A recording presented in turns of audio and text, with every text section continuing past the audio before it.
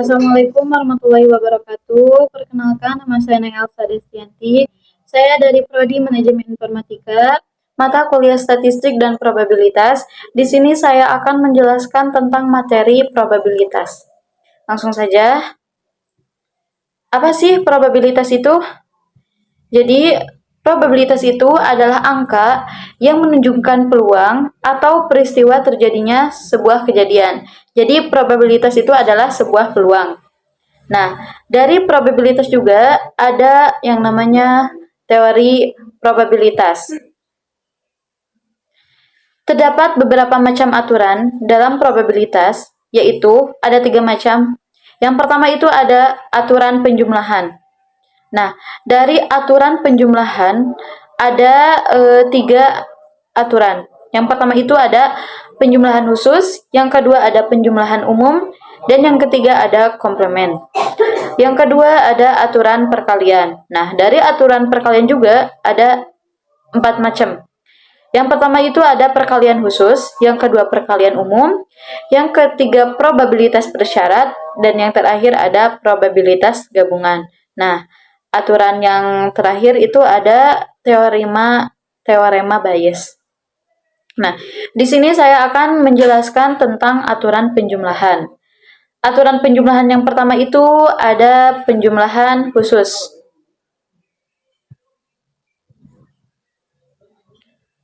Nah, penjumlahan khusus ini disebut dengan kejadian saling lepas atau disebut dengan mutually eksklusif. Jadi penjumlahan khusus ini adalah sebuah peluang yang kejadiannya itu saling lepas ya. Nah, di sini ada rumusnya. Ada rumusnya yaitu P peluang dalam kurung A or B sama dengan P dalam kurung A ditambah P dalam kurung B. Nah, di sini ada contoh soalnya peluang seorang mahasiswa berbadan tinggi adalah 2,3 dan peluang mahasiswa berbadan pendek adalah 2,1. Berapa peluang mereka berbadan tinggi atau berbadan pendek? Nah, di sini ada jawabannya yaitu P dalam kurung A or B sama dengan P dalam kurung 2,3. Nah, 2,3 itu dari mana sih? Nah, jadi 2,3 ini berasal dari peluang A. Jadi, nah di sini peluang A-nya itu adalah mahasiswa berbadan tinggi. Lanjut. Nah, P dalam kurung 2,3 ditambah P dalam kurung 2,1. Nah, 2,1 itu dari mana?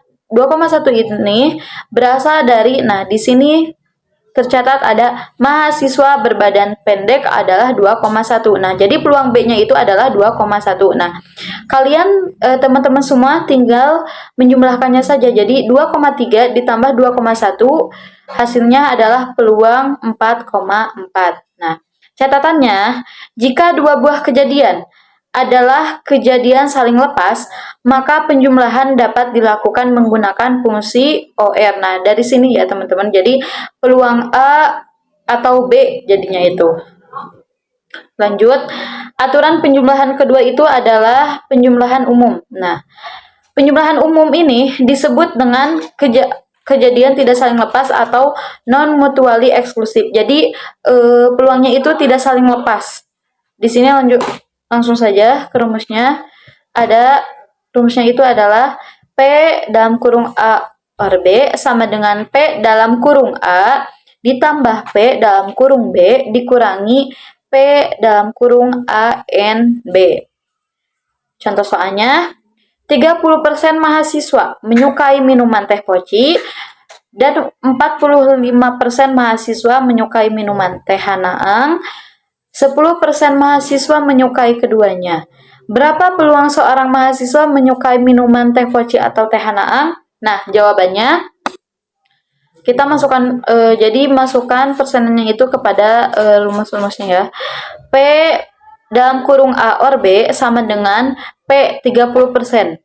30% itu dari mana sih kan? Kita bisa dilihat dari rumusnya itu adalah P dalam kurung A, yaitu peluang A. Peluang A itu yang pertama, 30% mahasiswa menyukai minuman teh poci. Nah, ini adalah peluang A. Ditambah P dalam kurung 45%. 45% itu dari mana sih? Jadi, 45% itu dari mahasiswa menyukai minuman teh Hanaang sebanyak 45%. Jadi peluang B-nya itu adalah 45%. Nah, dikurangilah P dalam kurung 10%. 10% itu dari mana sih? Nah, di sini kita lihat dari soalnya 10% mahasiswa menyukai keduanya. Jadi peluang A sama B-nya itu 10% ya. Nah, jadi jawabannya itu P. Jadi tata cara penjumlahannya itu kita menjumlahkan dulu antara peluang A dengan peluang B-nya, baru kita dikurangi antara peluang A dan B. Nah, di sini kita lihat P dalam kurung 75% dikurangi P dalam kurung 10%. Nah, hasilnya adalah peluang 65%. Lanjut, yang terakhir itu ada komplemen. Komplemen itu dari sebuah kejadian B adalah himpunan sebuah kejadian yang bukan B. Nah, komplemen juga komplemen itu harus berjumlah 1 ya.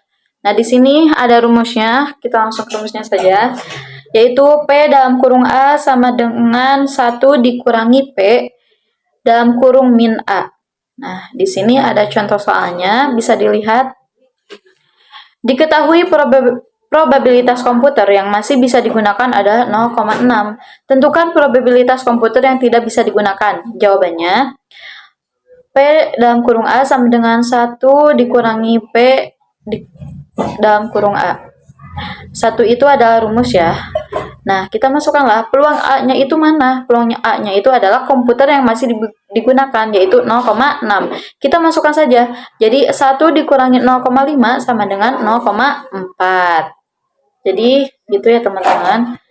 Mungkin cukup sekian yang dapat saya sampaikan. Mohon maaf apabila ada kesalahan dalam penyampaian materi, masih banyak kekurangan. Mohon maaf masih banyak kekurangan. Mohon maaf juga masih banyak kendala dalam memaparkan materi. Terima kasih. Wassalamualaikum warahmatullahi wabarakatuh.